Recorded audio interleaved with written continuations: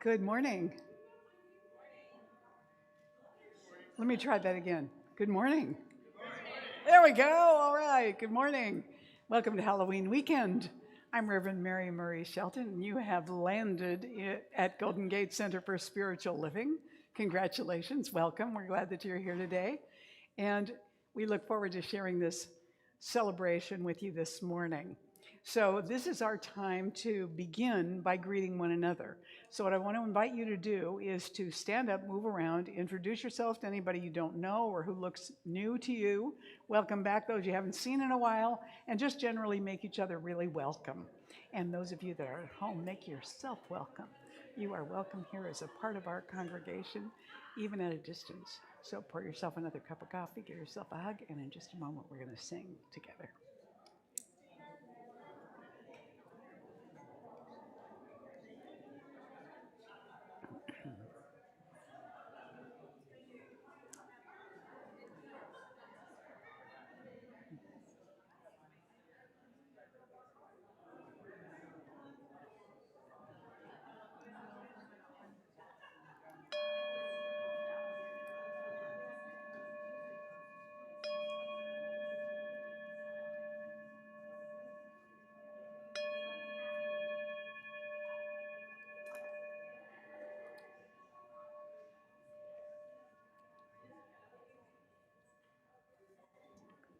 All right, come on back, everybody. Take your seats. This morning we have Nathan Aswell back with us as our special music, all the way from Canada. He's an old friend of mine from when I was at the church in Vancouver, BC. He has sung a lot at our conventions and gatherings with the bands that show up there. And his mission in life is encouraging people to live big lives, one small step at a time. I think partly inspired by his walk on the Camino a number of years ago. So just in case you need a pick-me-up, he does morning musings every Wednesday morning on his Facebook page at 9 o'clock Pacific. Just go to nathan.aswell on Facebook to find him, or just Nathan Aswell. And you can join in. He does songs and chants and morning meditation. So that's a fun thing to do on Monday mornings at 9. So let's stand together right now. This is an Eddie Watkins Jr. song he's going to lead us in called We Come Together.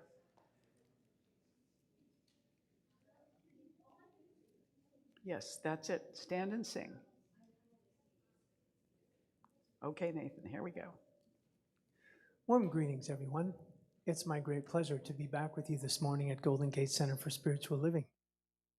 In honor of Reverend Mary's theme this month, Follow the Yellow Brick Road, and of her theme today, To Go Fast, Go Alone, To Go Far, Go Together, I'd like to kick things off with a song by Eddie Watkins Jr. called We Come Together.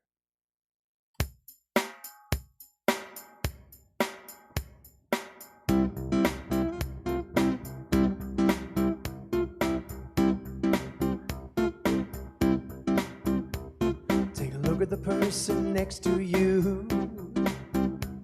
Say, God loves you and I love you too.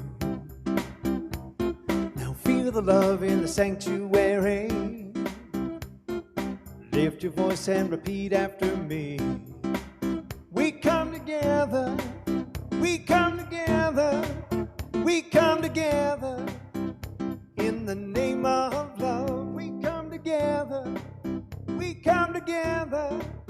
We come together in the name of love. Now look at the person next to you. Say, I recognize the God in you. Feel the love in the sanctuary. Now lift your voice and repeat after me. We come together. We come together, we come together, in the name of love. We come together, we come together, we come together, in the name of love. From every walk of life, every creed and color, in kinship we unite.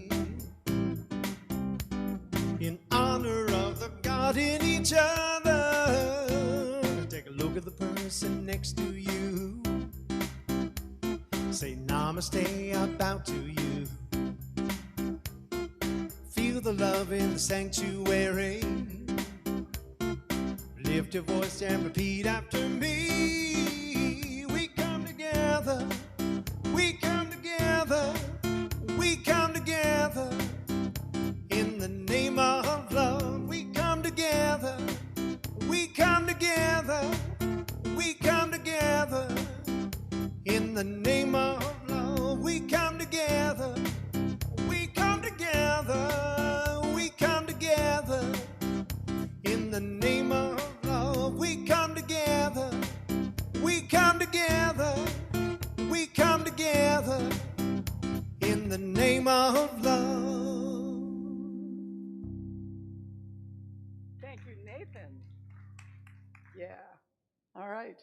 You may be seated. We're taking this time now that we've done the outward welcome and wake up. Now we go within. So I like to think of myself as kind of like living in the middle of a three-dimensional star, right? So from the infinite down through, from the earth down up, from the past, if that's other lives, whatever that is, into the future, and from all of the ancestors through all of the descendants that may come through me in one way or another. So we are at the center in the name of love, all of us together and each of us individually. So as we prepare to go within, then go ahead and silence your cell phones, get yourself centered, and I'm going to invite up our morning prayer practitioner, Rick Walt, to pray us in right now.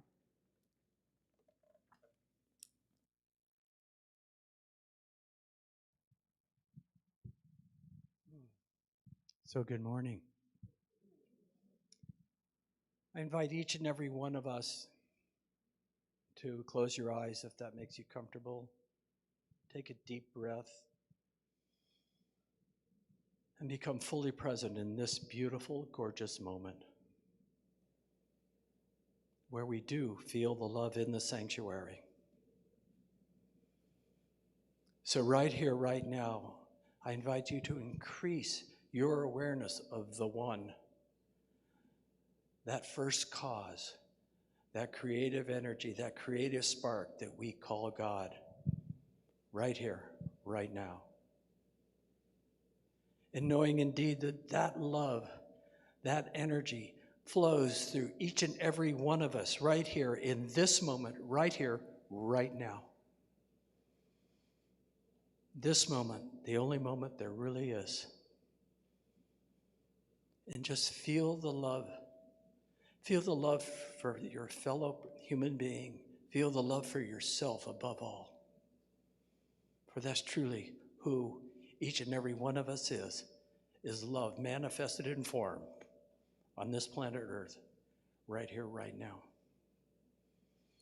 And today, as we hear the beautiful words from our Blessed Reverend Mary on how to be more fully engaged in community, know indeed that each and every one of us is truly love personified right here, right now. And I am so grateful to bring this energy into this sanctuary right here. As I release these words into that creative law, I invite us all together to say, and so it is.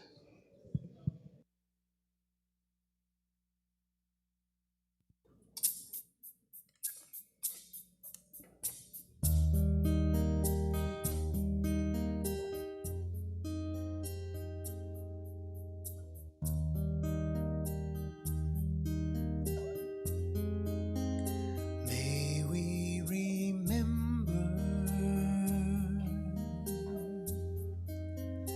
that we belong to each other. May we remember that we belong to each other, heart to heart, soul to soul, all is well. We are whole and at peace. We are at peace.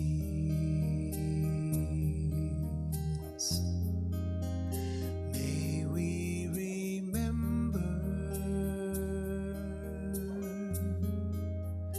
that we belong to each other. May we remember that we belong to each other. Heart to heart, soul to soul, all is well. We are whole and at peace. We are at peace. May we remember that we belong to each other. May we remember that we belong to each other. Heart to heart, soul to soul, all is well. We are whole and at peace. We are at peace.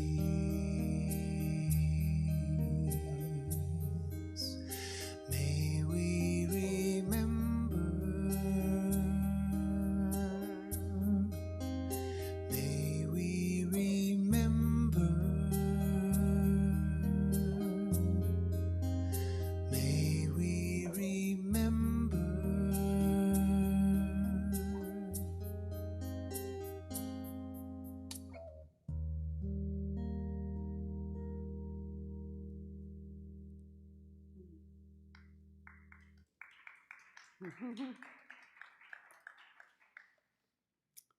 May we remember we belong to each other. Oh, you know, I'm thinking about how it is for teachers each year taking on a new class of kids and having that class be theirs, kind of, especially in grammar school where they're not changing every class to a different classroom, a different teacher.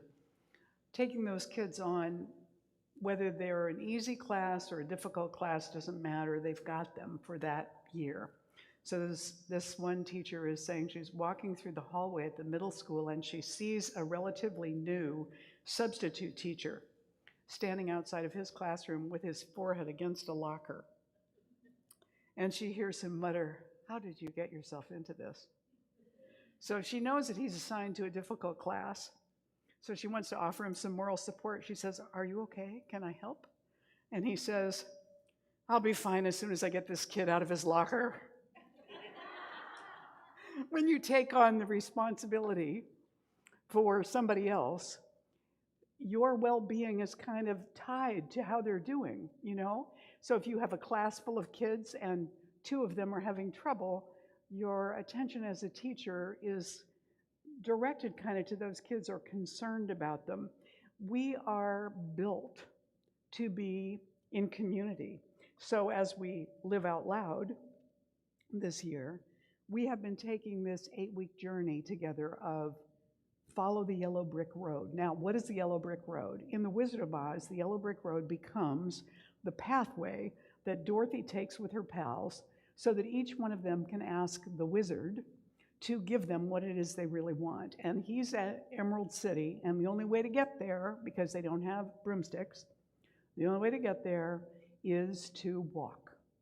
And so we've got Dorothy, who really wants to go home, the scarecrow who wants a brain, the Tin Man who wants a heart, and the lion who wants courage. Never mind that all of them throughout the walk demonstrate that they already have those things. They don't get it. They don't know it. They don't recognize it in themselves. And so they're on a quest, not just to receive what it is they think they want, but actually to gain awareness about who they are. And part of that awareness comes in the journey because they're together with each other. So today, I'm talking about the idea that to go fast, go alone. To go far, go together.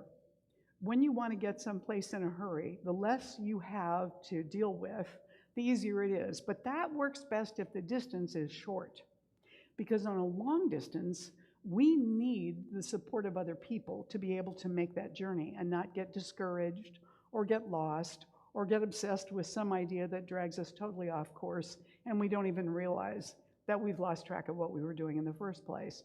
So when we travel together, we're doing that as a human race, as one species on this planet full of mammals and amphibians and everything else, spinning on the earth, spinning through our own solar system around our sun, spinning through the galaxy spinning around the center of this particular whatever it is, and on and on and on. We're together, though. We're not each of us doing this all on our own. We are together because we need one another. We belong to each other. We're responsible for each other. So, in the Bible where Cain says, what am I, my brother's keeper? The answer actually is yes.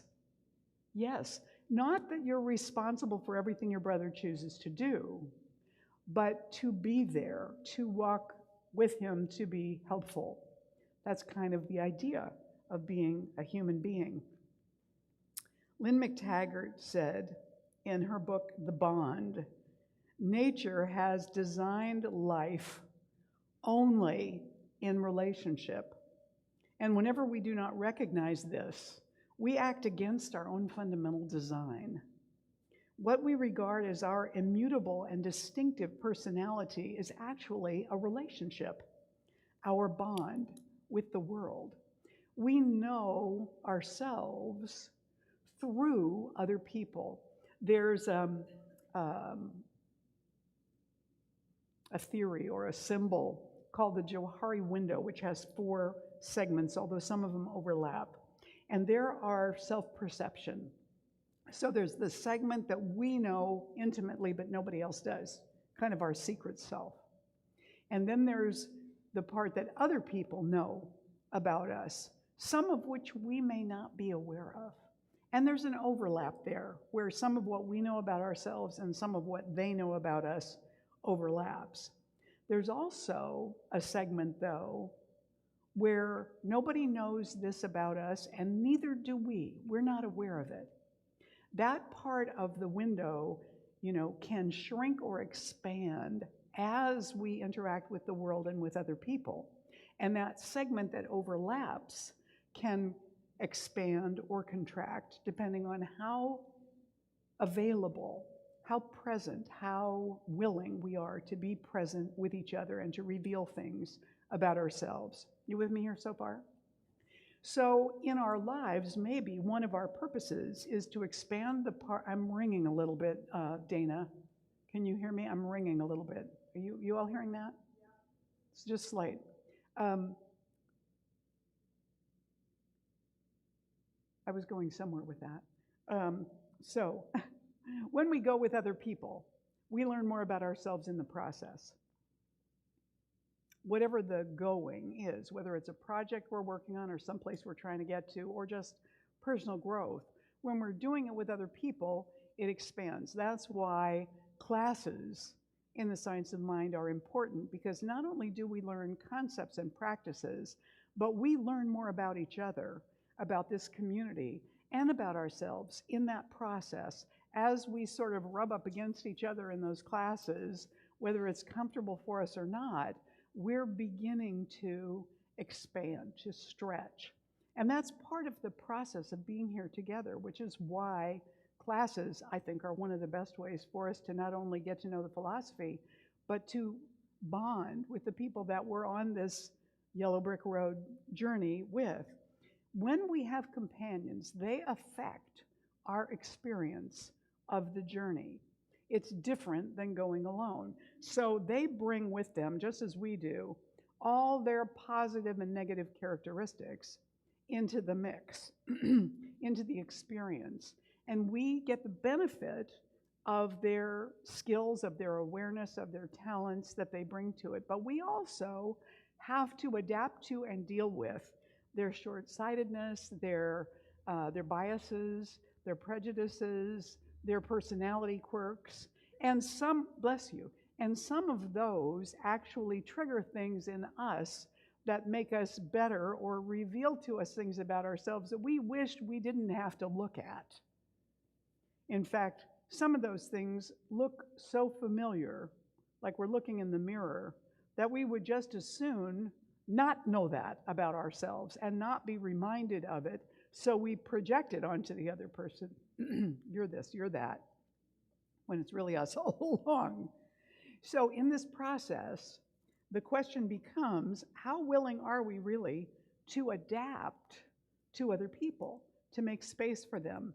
We say in the science of mind that we're inclusive communities, that we want to make each other welcome, so that anybody who comes into one of our communities is welcome exactly as they are. They don't have to be different or look different to have a place here.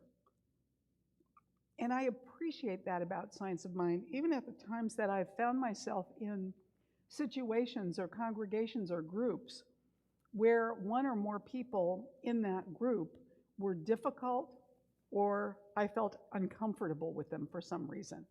Can anybody relate to this? I don't know of any spiritual community, any congregation of ours or anywhere else, that doesn't have some folks within it that are outliers.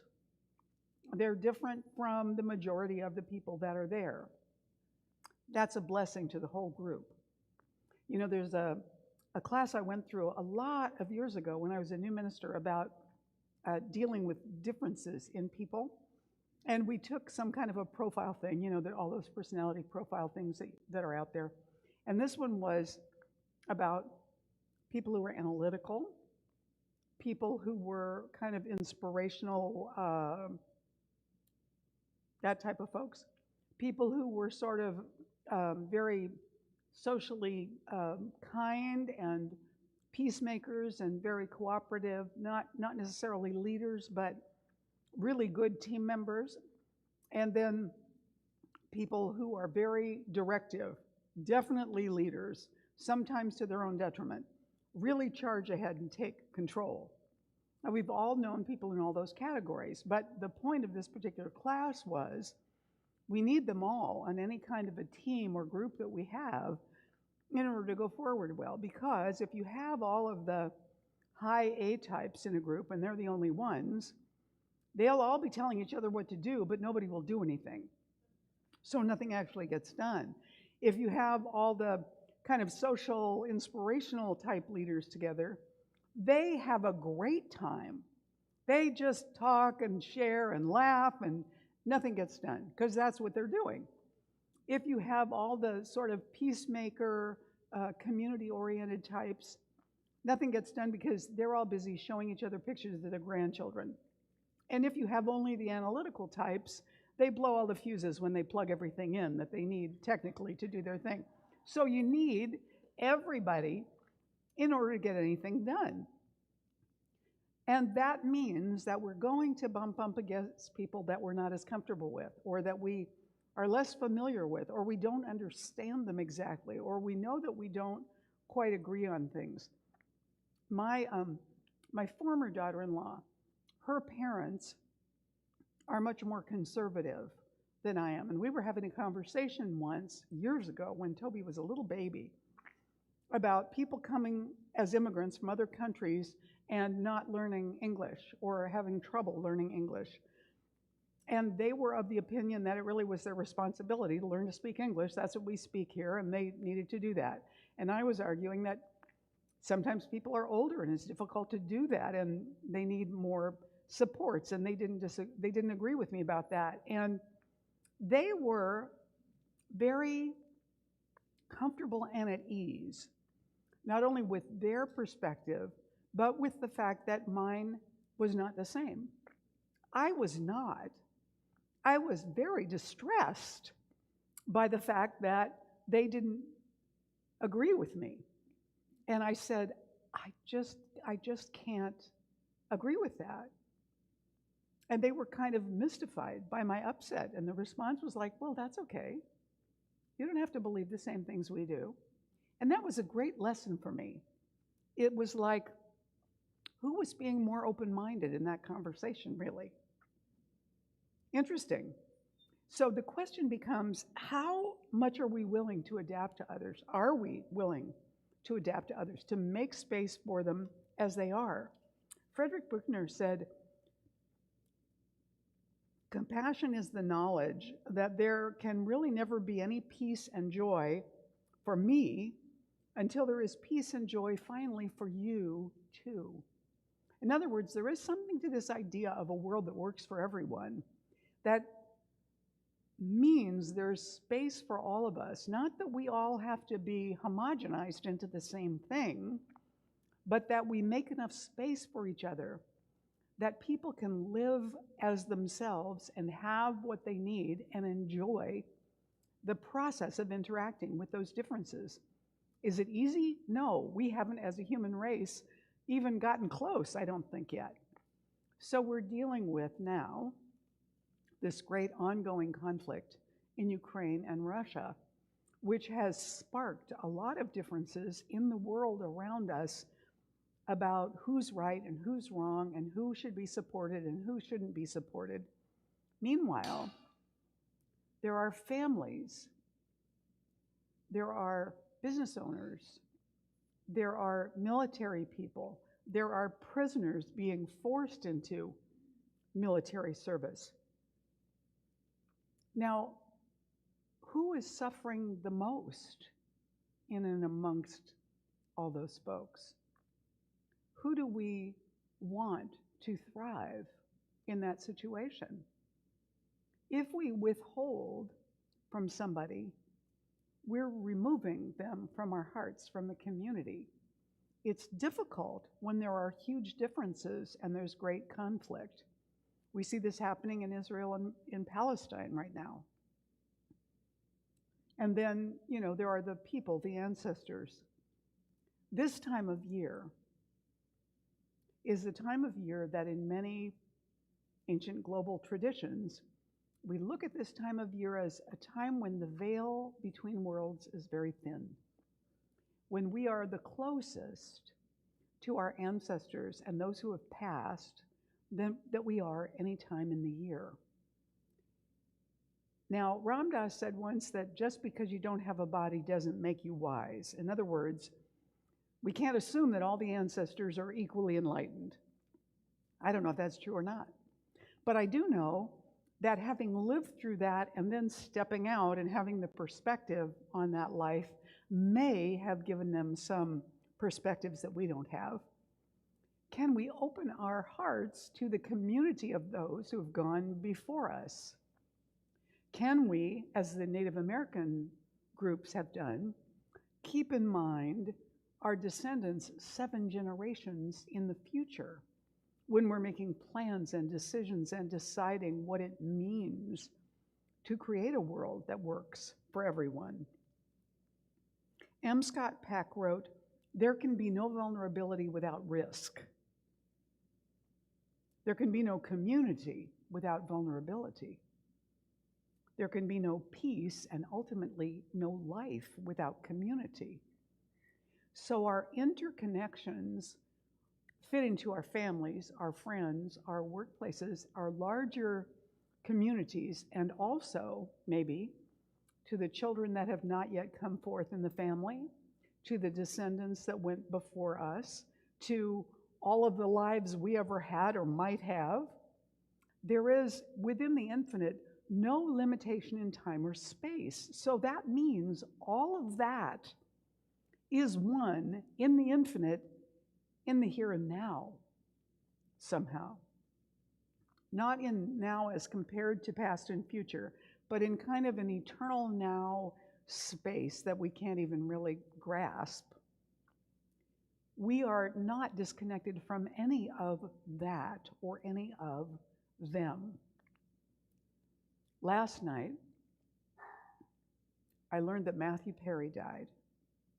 And I had read his memoir last year about all of the struggles he went through for so long with his addictions. And I thought about that. It was not like there was any evidence of that, of any use of any substance, this death. But I thought about what a difficult life he had had in the midst of wealth and fame and talent and ability. That there was something that he was seeking all the time and couldn't quite get a hold of. So I imagine that having stepped out of that, he may be given a broader view of what he was working with and working on at the time, and that this life is not wasted with all the struggles he went through, but that all of that informs the soul somehow for its going forward. And because of that, because of all the struggles he went through, he also made connections with lots of people that he supported, tried to help, mentored, even in the midst of the different kind of slip-ups that happened in his own life, in his own process. That vulnerability, I mean, if you read that memoir of his, what you'll see is he's very humble. He's very apologetic about anybody that he said something negative about, whether he's making a joke or whatever. He's very respectful of everybody he was ever in relationship with, and recognizing that he was kind of a poop in a lot of those relationships. The vulnerability and the authenticity was really touching to me, and I continue to feel sad that he had so many struggles. But at the same time, I recognize that the community around him benefited from his life. And anybody that's watched Friends as much as I have has benefited from his life. I mean, could I be any more grateful for Friends? Oh, I didn't get a laugh. I guess you're not Friends fans. So Ernest Holmes, our founder, wrote in What We Believe, which became our Declaration of Principles. He said, "We believe the ultimate goal of life to be a complete emancipation, freedom in other words, from all discord of every nature, and that this goal is sure to be attained by all." Now, what did he mean by that? Clearly, he didn't mean within an individual life that the person is bound to be freed from every kind of discord of every nature. Not within one lifetime, surely, but as an infinite being, ongoing in our expression, that our movement is in that direction, and we will get there. In this life, outside of it, with one another or without. So our desire then is to allow that to unfold more and more on earth as we contribute to creating a world that works for everyone. But the difficulty is, in times like this, we see so many things that are problematic. So, let me see if I can get this to work. Oh no, I don't have my little pointer thingy. There we go. So here we have nuclear explosion. Here we have death. Here we have weaponry. Here we have missiles. Down here we have people imprisoned. We have people down here who are suffering in other ways. We have soldiers of war over here. We have barbed wire fences. And over here, we have somebody taking all of that and creating color and life and beauty somehow. In the midst of that, this is what we're called to. It's to know all of that and inwardly go here. And if we're going to project anything onto life in the universe, project that. Not as, little Mary Sunshine Pollyanna, but rather looking through, being fierce enough to look through the visible apparent conditions and claim, recognize, demand, and live from the spiritual truth behind it all, which we cannot see in the moment. Is this making sense? Yes? We see in our world right now hunger and poverty that are so overwhelming. We figure, how do we make an impact on this? Okay, so maybe I go and I volunteer at the food bank for 2 hours once a month. How much is that going to help world hunger? I might think to myself, what is futile? There's, even Jesus said the poor we will always have with us. We look at violence, at weapons of war, and at the fear and maybe the greed that motivates some of that. We look at the evils that arise out of religion and politics. I was listening this morning to a podcast where they were talking about how the Pope, not this Pope, this was like hundreds of years ago, the Pope was convinced by his advisors that black cats were a direct link to Satan, and he declared that all black cats had to be destroyed. And the way that they were destroyed, he didn't describe, and I don't want to know, because it was so brutal. Cats. I mean, we as human beings can be just nuts, can't we? And yet, there is something within us that is so amazing, and it's always there, even when it seems to be so dormant that we can't see it while we're looking. Healthcare, we look at that and we go, well, who has healthcare, who doesn't have healthcare? I remember going to an eye doctor's office in Southern California where there was a sign on the wall that said, healthcare is a privilege, not a right. I thought, why am I coming to this particular doctor? I don't believe that, right? But that's me, that's my belief. Not everybody sees that way, but it seems to me it should be so, right? So we have disagreements about what's right for healthcare. Resources, who gets them, who doesn't? Where are they, who wants them? Climate change, what's going on with that? Is that real? Is that not real? Is this global warming? Why is there more snow? Freedom, who gets freedom? Who decides who gets freedom? What freedoms do they get? What freedoms do they not get? What about education? What about employment? Who gets education? Who has the privilege to get it? Who has the money to get it? What is offered to those who don't? All of that is like so overwhelming that we just want to put our heads down. What possible impact can I have trying to create a world that works for everyone over here in my little self while all of that is going on all over the world? And somebody's comment I read yesterday said, 7 billion people saying, how could I possibly make a difference? Well, one can only make the difference they can make, but that bit is important because if that one inspires others in the community, not only does it add together what's being done, it multiplies. It exponentially starts to expand in a synergy beyond itself. Michaela Ozelcel wrote this book about being on a solitary Sufi retreat.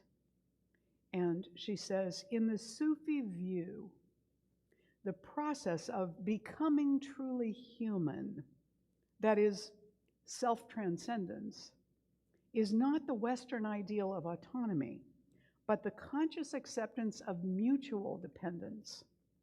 that is interdependence. It is one that presumes the immanent and transcendent oneness of all being. The oneness that the community, even larger than family or neighborhood, that the community is tremendously important. And what we have not emphasized as much in science of mind over the years is that we not only create and use the creative law individually in our own lives, we use it collectively as families, as neighborhoods, as countries, as a planet. We use the creative law together by the amalgamation of our beliefs and our truth, whatever we think that is. So I don't think our challenges are too big to solve, but they may be too big for any one of us to solve. Mother Teresa said once, I of myself can do very little, but it is important that I do it. Same with each one of us. We may not be able to do a lot. That doesn't matter. What we do, what we can do, and that we do it, that's what matters. Because we exponentially create better as we do that, individually and together. So we come then into this idea that we actually have the opportunity to go farther together than we can alone. And I love this image of the children in this African village, all these kids, I think these are probably all little boys. They're sitting in a circle, but in the circle, they have created within their circle a perfect circle of their feet so that there is a center to their being there together.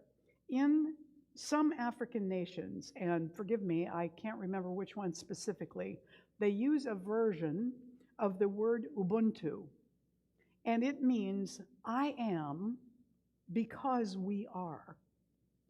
This is a fascinating idea, and it is true in, I would say, a lot of indigenous communities around the world, that there is a recognition not only of the gifts the individual brings to that community, but of the power of the community itself and the importance of the community itself.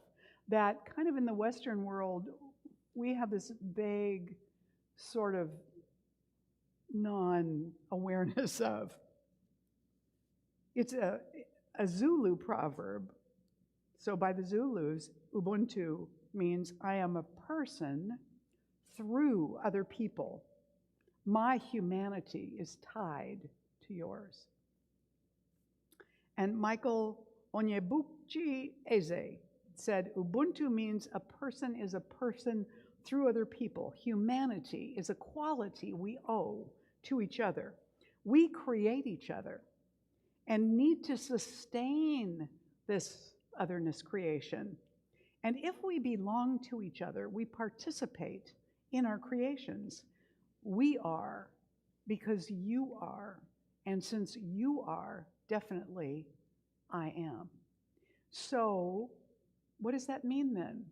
We are Russia, we are Ukraine, we are Palestine, we are Israel, we are Matthew Perry. We are connected. And every one of those connections, those relations that we're connected to affects us, and we affect it because we are connected. We like to say there's only one. It does seem that that's really the truth. There is really only one, and we're all expressions of it. But that's harder to grasp sometimes when we all look so separate. Archbishop Tutu said, one of the sayings in our country is Ubuntu, the essence of being human. Ubuntu speaks particularly about the fact that you can't exist as a human being in isolation. It speaks about our interconnectedness. We think of ourselves far too frequently as just individuals, separated from one another, whereas you are connected, and what you do affects the whole world. When you do well, it spreads out. It is for the whole of humanity. A person with Ubuntu has a proper self-assurance that comes from knowing that he or she belongs in a greater whole and is diminished when others are humiliated or diminished. I love that story. So we want to be able to ask ourselves, do I see myself only as an individual? Do I see myself as we, as part of a community? Can I see myself in both of those aspects? Can I open up and make space? We say here at Golden Gate that one of our core values is community. And that community does mean us, whatever us is, but it also means our larger community of connection, how we as a body live with others and make space for others. So when Dorothy, the scarecrow, the lion, the Tin Man, and Toto launch off on this journey, they get all the way to Oz, but they get further because they're together. When the witch throws fire at the scarecrow, they all rush over to try and put the fire out. When Dorothy and the lion fall asleep in the field of poppies, the three who aren't mammals, who aren't living creatures, and Toto falls asleep too, they start calling for help because they're there, they're aware, they're conscious, they know something needs to be done. They ask for help. They don't go on to Emerald City by themselves like, oh well, too bad for them. They are going together. The only way they get all the way to Emerald City is because they go there together. Is it easy? Not necessarily. Each one has quirks that come up that they have to deal with. The monkeys, the flying monkeys come and they rust up the Tin Man and take the scarecrow apart. They have to be reassembled and oiled and whatever. All of those things. Dorothy and the lion and Toto have to have food. They have to have sleep. They get hungry. They get tired. The others don't. They all have to adapt to each other. And we do as well. I want to share a little story with you here about this. Thoreau said once, could a greater miracle take place than for us to look through another's eyes for an instant? And here's the story. While waiting to board a recent flight with my 2-year-old, I stumbled on a travel-weary parent's dream at the Dallas airport, an indoor play area. As I shrugged the diaper bag off my shoulder and let the suitcase fall to the floor, I noticed the other parents sitting on the long perimeter bench. No one was talking to or looking at each other. Some were just staring into space, thankful for the distraction of the large toy airplane in the middle of the small room. Others were laser focused on who and what their children were playing with. Airports tend to be living portraits of individualism, but today was different. That's when I noticed a young couple collapse to the floor. They were beaming with anticipation, shouting, "You can do it! You can do it!" Wondering what was going on, I glanced a few feet in front of them, and there was a little girl, just shy of 1 year old, wobbling, trying to get her footing. She was experiencing a life upright on 2 legs for the first time. Recognizing the familiar moment, one of the parents of another child got up and verbally encouraged her, and then another, and then another. And soon, a crowd of strangers was clapping and cheering for a family they'd never met and would never see again. It was a powerful moment. What force turned a quiet, individualistic collection of people into a supportive, vibrant community? Empathy. But more powerfully, shared empathy. Each person there presumably knew what it felt like to see a human being walk for the first time. They had the ability to share the excited feelings of the strangers who were this little girl's parents. The transformation from self-centeredness and idleness to unity and vibrancy is, as Thoreau called it, the miracle of empathy in action. Here we have so many opportunities to offer kindness and empathy, and all we have to do is just bring our awareness to that, to be a person of increase in the world, to carry kind of the intention of this community with us out into the world when we're interacting with other people, to be that presence of empathy or kindness or a listening ear or just a benevolent presence in a line, in an elevator somewhere. We have that gift, every one of us, within it and within us to give to other people.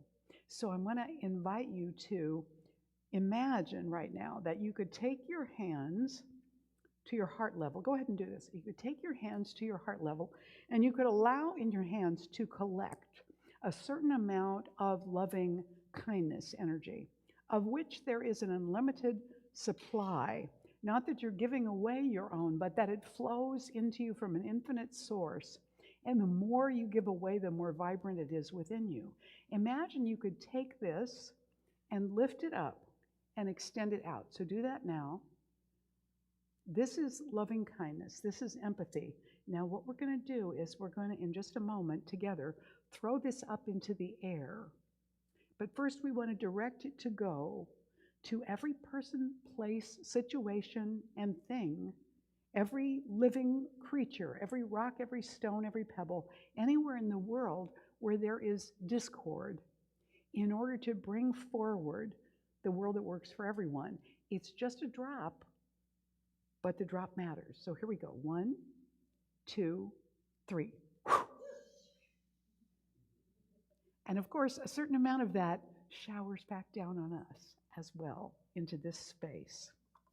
So let's move within and just anchor this within ourselves that we might remember it more during the week this week as we prepare for Samhain, Halloween, Dia de los Muertos. Right here and now, there's one. That one is in Russia, in Ukraine, in Palestine, in Gaza, in Israel. It is in the ancestors. It's in the descendants. It's in the universe. It's within us. And all of it is one. The wholeness that is the source of all is the real truth of all that is. And it's right here, in this moment, in its fullness, within us and everywhere around us. We allow an opening in consciousness, an opening in our energy, to allow ourselves to be constantly infused like a fountain from an infinite source of loving kindness that flows out through us as listening, as patience, as willingness, as generosity, as availability, as understanding, as balance, as groundedness and peace. We let this lead us through this week, always with a sense of being grounded and replenished ourselves, always with a sense of fullness and fulfillment, allowing ourselves to be refilled from that source, whether it comes through others or our own meditation. And we offer it generously everywhere it can possibly be received. We expand as we do this. We grow, we deepen. Our vision becomes clearer. Our listening, our intuition becomes deeper.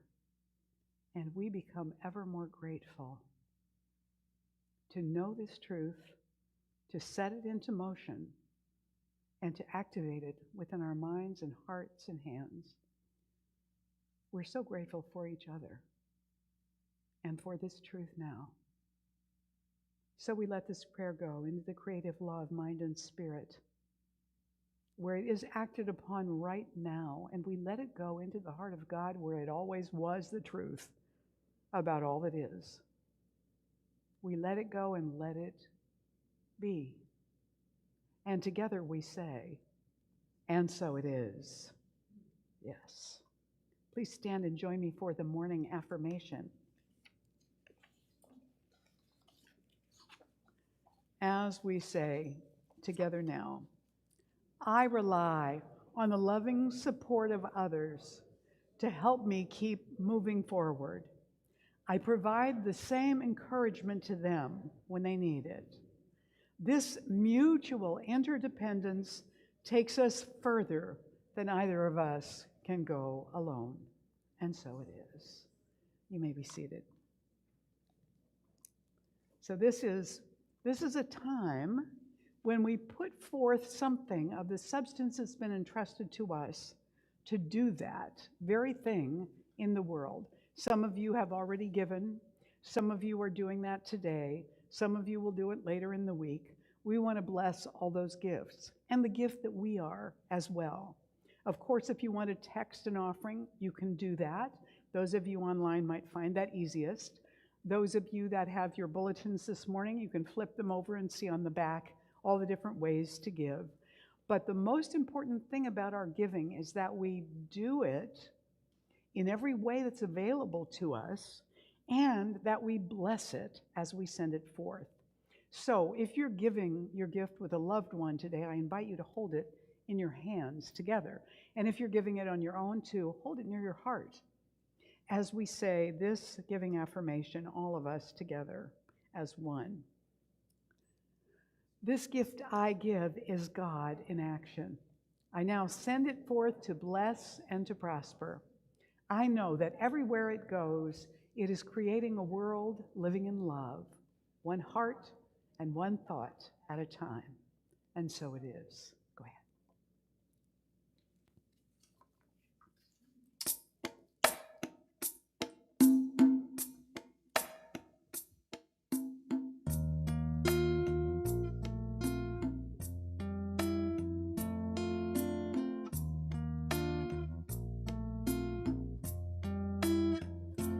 May I provide a safe space for each and every other in my heart. May I provide a safe space for each and every other in my heart. May I love, may I love, may I love, may I love, may you provide a safe space for each and every other in your heart. May you provide a safe space for each and every other in your heart. May you love, may you love, may you love, may you love, may we provide a safe space for each and every other in our hearts. May we provide a safe space for each and every other in our hearts. May we love, may we love, may we love, may we love.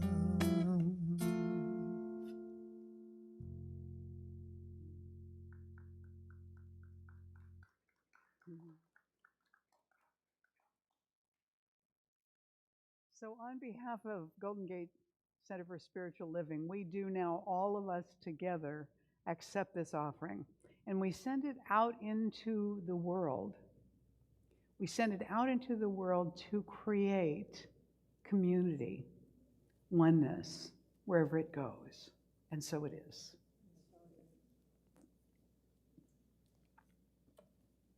So, if you're here with us for the very first time this morning, I want to direct your attention to Blondie back there at the back table. That's Galen Cooper, actually, in case you didn't recognize her. And she is holding up the welcome packet. So if you're here for the first time today, please feel free to pick up a welcome packet and any of the other handouts that are on that table. In the welcome packet, you'll find a blue card. Just fill this out, leave it with Galen, and she's going to give you a little gift as our thank you to you for being here this morning, a little book. And that's also our invitation to you to come back and be with us in the future. We hope we will be able to welcome you as a part of our community. So do come back and visit us again. I also want to thank everybody who participated in putting the service together this morning and the space for us, and especially to Paula Yu, who is the head of all of our Sunday teams that do all the ushering and putting out of snacks, putting away of snacks. She did the altar today to honor Halloween and Dia de los Muertos, and of course we have the Celtic tradition of Samhain, which is where our Halloween holiday originated. So I want to especially acknowledge Paula also. So let's thank everybody who participated this morning in creating that. We are moving our office. We have just signed a 3-year lease in this building on Irwin Street, which is very close to the SMART train, buses, parking, which is wonderful. We are on the 2nd floor, but guess what? There's an elevator. So if you look at this, this space, this is the floor plan of the 2nd floor of this building. And back here on the main floor is where the parking lot is under the freeway. You can come in the back door there, get into the elevator, and you're going to come up right here, come out, turn right again, and you go right into our office space right there. So we're very close. The other thing that's wonderful is the restrooms are just on the other side of the elevator over here, and the kitchen is right there. So all of this is within easy access for us. And we're very excited about this, but of course this means that we're going to need help packing and all that good stuff. So we will let you know more about that because we want to invite the help, but we want to let you know that this is coming and that as of the 1st of December, this is where our office will be located. And we're pretty jazzed about it. Also, I want to tell you this early so you know this in advance. The last 2 Sundays of the year are Christmas Eve and New Year's Eve. This building is closed on those weekends, so we can't be here. So instead, we're doing our Sunday service both of those Sundays, the last 2 Sundays of the year, at the Best Western in Corte Madera, which is over on Madera Street. We have done services there before, so if you've ever been there, you know it's not hard to find. You know, it's like down the street, around the corner kind of thing. So we'll give you more information about that as we go along, but just make sure you get it on your calendar now so you know that that's where we're going to be those last 2 weeks of the year. And if you want to be here on time next week rather than an hour early, you might want to be aware that it's time to turn your clock back. Yes, to turn back time. We're going to turn our clocks back 1 hour this coming Saturday night. So you get a whole extra hour of sleep. Spring ahead, fall back. I always mix this up in the spring, but fall back means you turn your clock back so that at 10 o'clock on Saturday night, it becomes 9 o'clock. And unless you decide to just stay up an extra hour, like, hey, you can actually have another hour of sleep. Otherwise, you'll be here early and, you know, we'll just put you to work. I want to let you know, some of the folks from the Legacy Circle said to me recently, I was having lunch with them and I told them that we're looking for a music director and they were surprised at that. I thought everybody knew that. But apparently, I never said it to you in this room. Yes, we're looking for a music director, and it hasn't been easy for us to figure out how to really go about that. So I want to put it out to all of you. Here's why. Some of you may have ideas, but beyond that, I remember that when Amanda and I were looking for a place to live, somebody said to me, why don't you tell the congregation what it is you're looking for, what it is you want, so that we can support that, or look for it, or let you know if we see it. And do you know, after I did that, we found it. So I figure this is a powerful bunch of people. I'm just going to put the word out here. We are looking for a part-time music, or maybe music and arts director. More information is coming, but just know with us that that is working out perfectly, and that's handled now. Now, of course, we are doing our Making the World Work for Everybody this coming November 14th from noon to 2 at the San Francisco Marin Food Bank at the warehouse in San Rafael. To participate in the November one, it's only 2 hours, remember, you want to talk to Ellen Nicosia, who is in the kitchen right now, but her info is up on the screen. You can text her or email her to let her know you want to participate. She needs to have the full list by the 7th of November, so we're telling you early. Also, the Women's Drumming Circle is back. It happens Wednesday, November 15th from 7 to 8:30. You can get more information or register here at this link. You can always take a picture of this. It's coming up. And drum with these ladies. You can also just go and hang out in the vibe if you don't have a drum or don't want to do the drumming. So that's coming pretty soon. And of course, Wednesday meditation is happening this coming week, and it's prayer and meditation. So this is our opportunity to enter into prayer together. Everybody's welcome to join. Go to the website calendar for the link. So that's that. And of course, prayer. Ernest Holmes said we believe in prayer more than any class of people on earth. Prayer is available to you on Sunday mornings for free from our prayer practitioners. For heaven's sake, if you need a prayer, go get one. You can also make a written prayer request there, put it in the box. They'll pray over that for the full week. You can make a written prayer request from the resources tab on our website if you want to do that. And you can always make individual appointments with practitioners in order to sit down with them. Those are paid appointments. They're longer than the Sunday morning prayers, but I encourage you to do that. So I want to encourage practitioners now to surround the room. People may want to eyeball and see which ones of you are practitioners so they know if they want to call upon somebody to do a session with. And we are going to surround you with the energy of prayer right now. So let's turn within. As we know, once again, the one, the infinite, the source of all that is our own source and substance of being, the essence of who we are. So we go forth into this week empowered by that awareness, surrendering into willingness to allow it to work through us, to inspire us, to empower us, to bring us joy and delight, and to allow us to remember, to contribute to the world around us with loving kindness. This is alive in us now. It is part of our essential nature, so it's perfectly natural to us, and we embrace this naturalness with gratitude. We let it be, and so it is. All right, please stand and join us for the closing blessing and the closing song right now. So we say together, I now walk, so that whoever walks beside me dwells in the presence of God, and whoever places a hand in mine is lifted, and whoever thinks of me is illumined with God consciousness.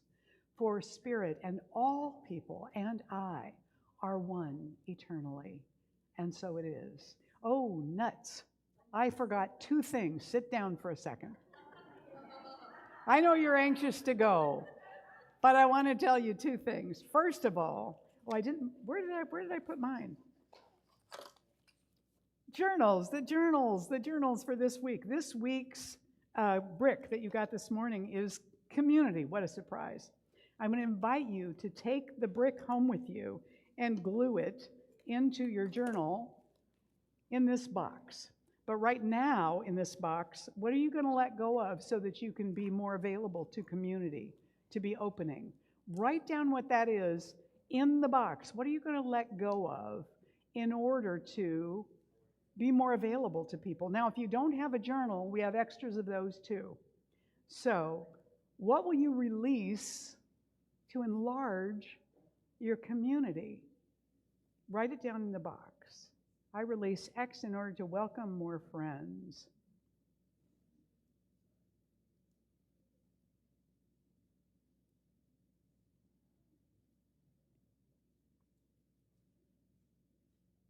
And then you're going to take your little community brick, because we are building our own yellow brick road, and you're going to glue it over that in your book or tape it in there. Sorry, I forgot about that this morning. And the last thing I want to do is, Bruce, you're going to have to do a laser version. Come on up. I said something about the importance of classes, and classes lead people to participation in a particular way. So I want Bruce to say a little bit about what this meant to him. All right. I just took a class called Roots, and in it we studied Emerson, Thoreau.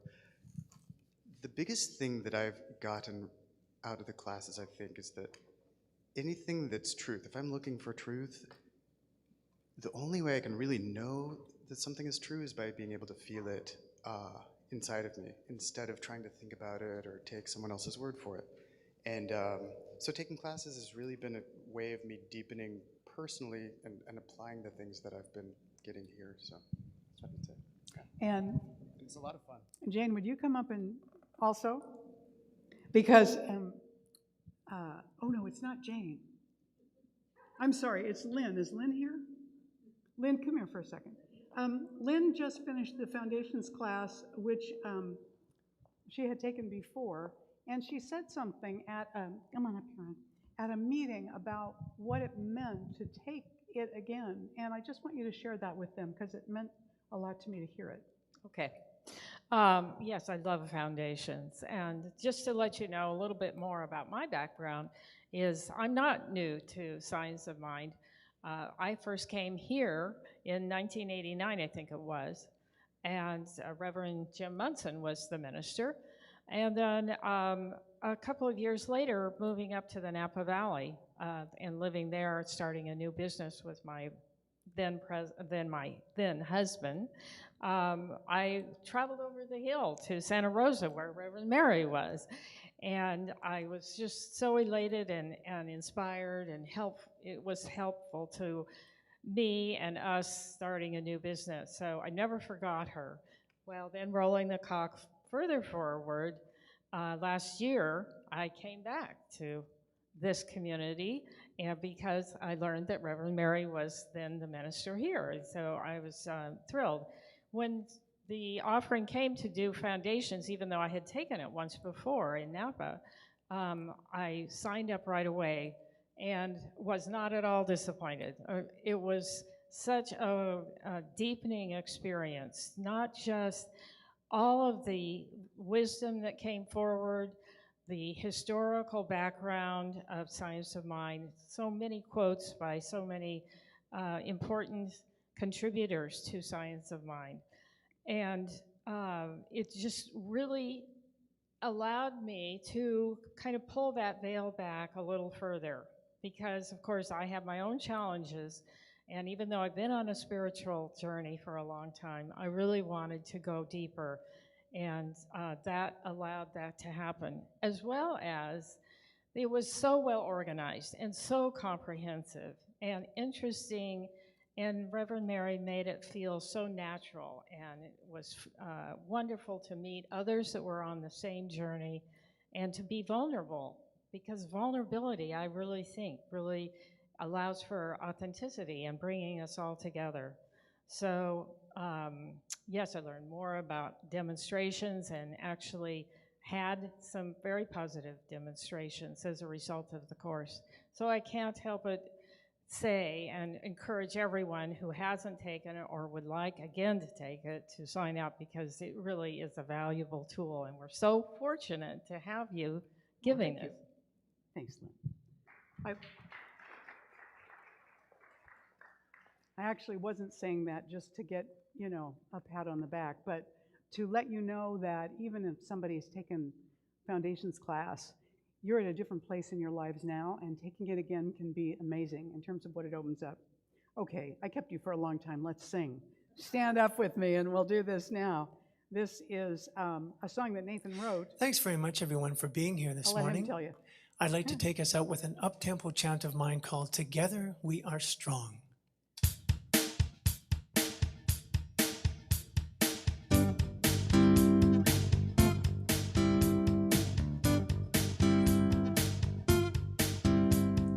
Let's be brave. Let's be kind. And ask each other for help. Or lend each other a hand. Together we rise up. Together we are strong.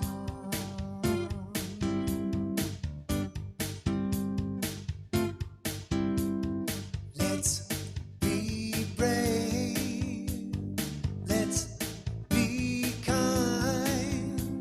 And ask each other for help. Or lend each other a hand. Together we rise up. Together we are strong.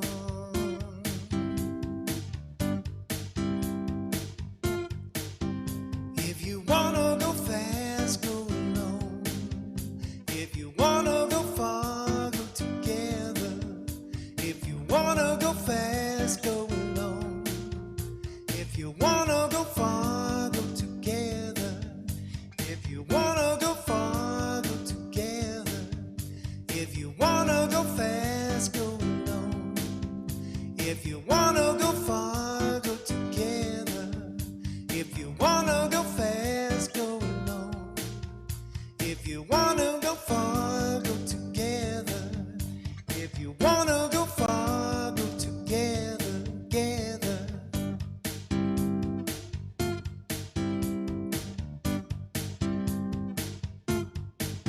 So let's be brave. Let's be kind. And ask each other for help. Or lend each other a hand. Together we rise up. Together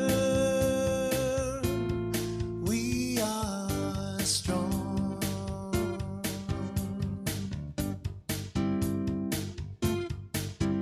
If you wanna